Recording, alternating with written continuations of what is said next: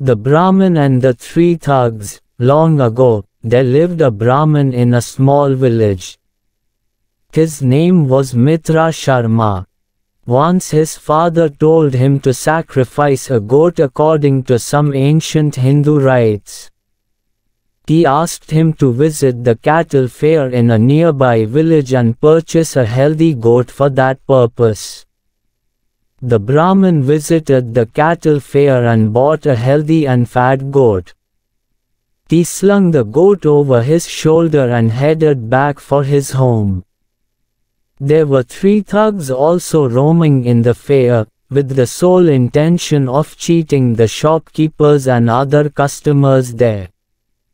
When they saw the Brahmin going back to his home with the goat, they thought of a plan to get the goat by employing the methods of thuggery.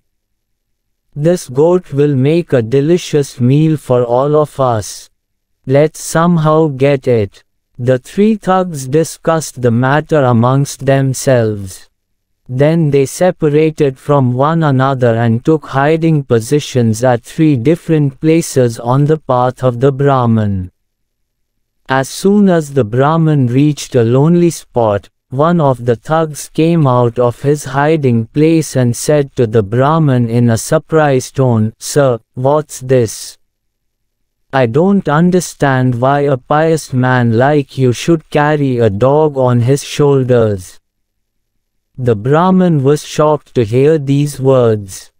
He shouted back, "Can't you see? It's not a dog but a goat, you fool. I beg for your apology, sir. I told you what I saw. I am sorry if you don't believe it," said the thug and went away. The Brahmin had hardly walked 100 yards when another thug came out of his hiding place and said to the Brahmin, "Sir, why do you carry a dead calf on your shoulders? You seem to be a wise person. Such an act is sheer foolishness on your part."